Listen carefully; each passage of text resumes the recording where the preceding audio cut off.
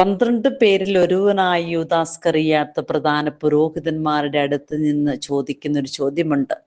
മത്തായി സുവിശേഷം 26-ാം അധ്യായത്തിൽ 14, 15, 16 തിരുവചനങ്ങളില്, ഞാൻ അവനെ നിങ്ങൾക്ക് ഏൽപ്പിച്ചു തന്നാൽ നിങ്ങൾ എനിക്ക് എന്ത് തരും? അവർ അവന് 30 വെള്ളി നാണയങ്ങൾ വാഗ്ദാനം ചെയ്തു.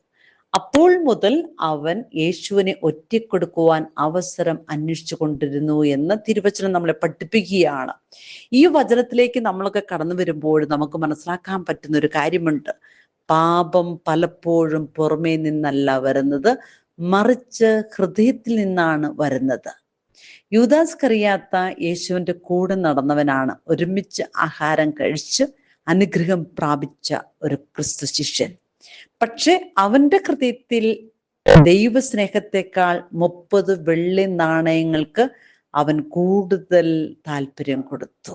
ദൈവത്തെ വിറ്റുകൊടുക്കുവാൻ വേണ്ടിയിട്ട്, ഒറ്റിക്കൊടുക്കുവാൻ വേണ്ടിയിട്ട്.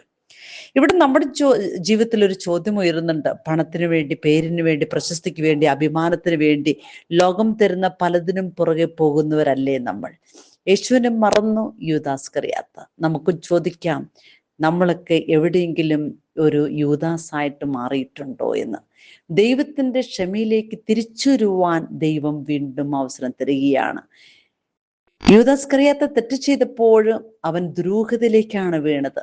അവൻ തിരിച്ചു വരവിനായിട്ട് യേശുവിന്റെ അടുക്കിലേക്ക് നോക്കിയില്ല.